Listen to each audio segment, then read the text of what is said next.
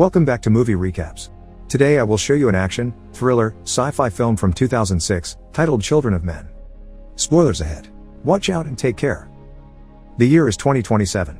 For almost 2 decades, humanity has been incapable of reproducing and it's now on the brink of extinction. This has caused society to collapse. The United Kingdom is one of the few remaining nations with a functioning government, which has caused a wave of refugees to illegally enter the nation. This has brought the army to patrol the streets, catching immigrants for imprisonment or even execution. The story begins when our protagonist, Theo Farron, enters a bakery to get some coffee and hears the news on the TV. The youngest person in the world passed away. After years of struggling with his celebrity status his age had earned him, he was attacked by a fan for not wanting to give out his autograph. Everyone in the shop seems to be devastated by this tragedy, but Theo doesn't look too bothered. He leaves the bakery and only stops a few feet away to add whiskey to his coffee when suddenly there is an explosion from the shop. There's lots of screaming and alarms going off, but thankfully Theo doesn't get hurt.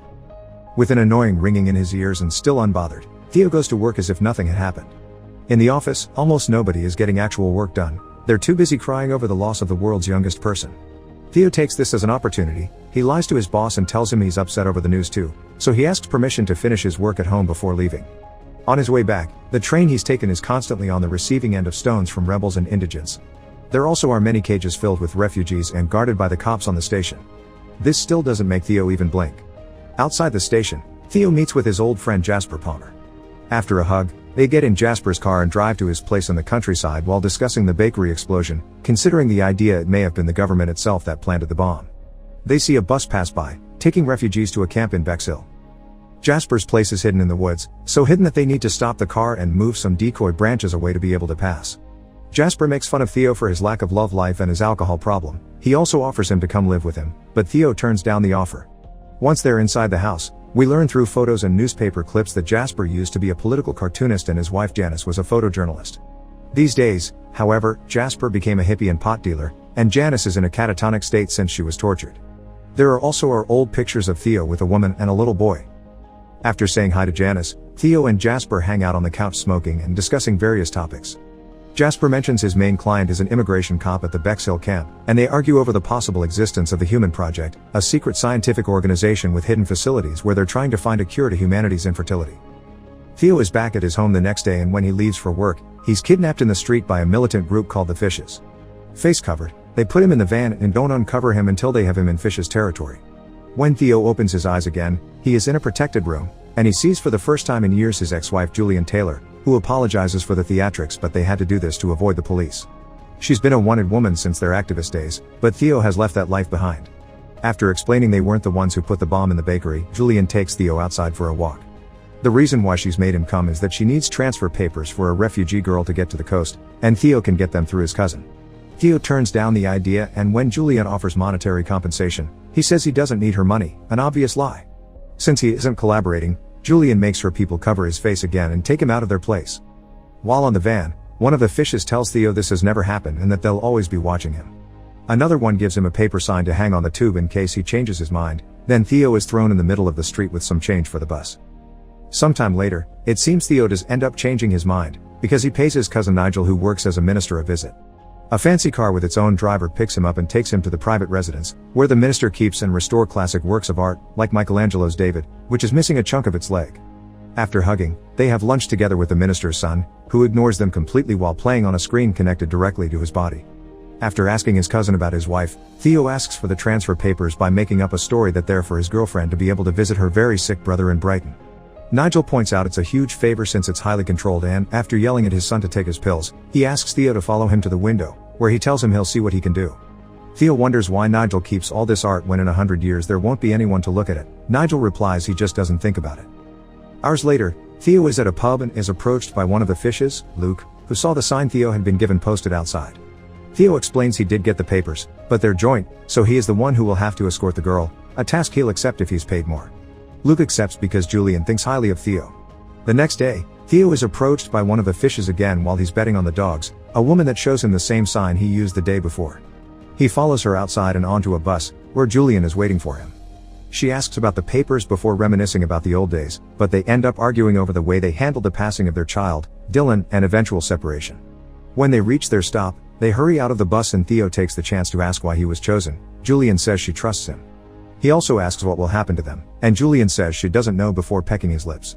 She says he's only come for the money. After crossing a bridge, they walk under it to meet with Luke, who gives Theo his money as soon as he asks for it. While explaining to him that he'll be taken to the first checkpoint in Canterbury and then he'll be on his own with the girl, they get in the car, where Theo is introduced to a woman named Miriam and the young girl he'll be escorting, Key. They drive to Canterbury. Theo sleeps at the beginning of the trip, but when he wakes up later on, he and Julian reminisce about their old days as activists and play a little game with a golf ball. When they're about to reach their destination, they're ambushed by an armed gang. Julian gets shot. They manage to drive away from the gang, but then it's the police that arrive and chase them instead. Luke has no other option but to stop the car. However, when he gets out, he shoots both cops before returning to his place behind the wheel and getting everyone out of there as soon as possible. They stop to say their goodbyes to Julian. The two women cover the body with a shawl and pray, while Theo pretends to be unaffected until he distances himself from them, then he allows himself to cry. It doesn't last long though, because Luke quickly tells them to get back in the car so they can leave before they're caught again.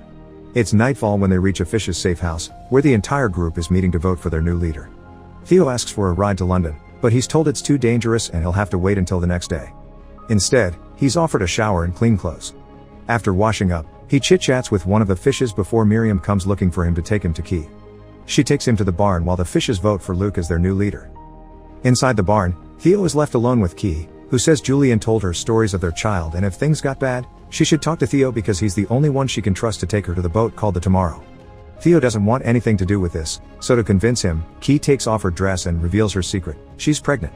Theo is shocked, not believing what he's seeing, but the moment is interrupted by Luke, who takes them all back to the house. They watch the news on the TV. Julian's body has been found, and they're now looking for the people that were with her in the car. The police think they'll be able to identify them soon. An argument starts then about what they should do with Key. The Fishes don't want to make her public because the government will take her baby away, but Theo thinks she needs proper care. There's also the matter of the human project being rather difficult to contact, so they may lose their only chance if they don't go to meet that boat. Key decides to stay and have her baby in the safe house, but she still wants to be taken to the Tomorrow after her baby is born. Later that night, Theo can't sleep, so he is awake to hear the noises of people arriving outside. He sneaks around to secretly learn what's going on. It's the people that attacked them earlier. The ambush had been Luke's plan so he could become the leader and take control of the baby to use it as a political tool in their revolution. Theo won't allow this, so he rushes to Key's and Miriam's bedroom to tell them what's going on and help them escape. They sneak outside and while hiding from the guards, they carefully approach each car. They disable two of them and enter the third one, which won't start. Theo gets off and starts pushing it, gaining the attention of the Fishes. Theo gets back in the car, which still doesn't start but at least is moving thanks to the fact they're going downhill. The men are going after them but aren't allowed to shoot because the girl is in the car, so they try to grab them through the window, but Theo and Miriam push them away. The car stops once more mid-hill. Theo gets out to push it again. It gets it moving, but it also gives the chance for one of the Fishes to catch up with them and point his weapon at Theo, who pushes him off by hitting him with the door. At the base of the hill, the car gets stuck in mud, so Theo gets out to push while Miriam jumpstarts it. It takes her a few tries but the car does end up working, so well in fact Theo has to run after it to get back inside. Miriam stops it for him and with Theo back with the women, they manage to escape the farm. Theo tells Miriam he knows of a place where they can hide and takes them to Jasper's house, who receives them with open arms. While having dinner, they discuss their options. The Human Project's boat will have 2 stops, and neither of them looks good. Winsmore is too far away to make it there in time, and the Bexhill is the refugee camp. Jasper thinks that's the solution, and tells them to eat while he gets some things ready. The next morning, Miriam is outside practicing something similar to yoga and Key is braiding Janice's hair. Theo approaches her and asks her about the pregnancy. She's 8 months pregnant and she doesn't know who the father is. At that moment, Jasper returns with a plan. The group can go to the Bexhill camp and meet with Jasper's cop buyer, who will smuggle them inside so they can get to their boat. Key accepts this plan. Night falls. While Theo is having a drink, he hears the others sharing a smoke and chatting. Jasper tells the women the story of how Theo and Julian met, as protesters in the middle of a rally by chance, and their relationship took a bad turn when they lost their kid to the flu pandemic. Not being able to hear more of it, Theo leaves them to their chat and goes to bed. The next morning, everyone's woken up by the alarm. The Fishes have found them. Jasper gives Theo the instructions of how to contact Sid, then sends him to the car with the women, refusing to go with them. He wants to stay, saying he's gotten out of worse situations.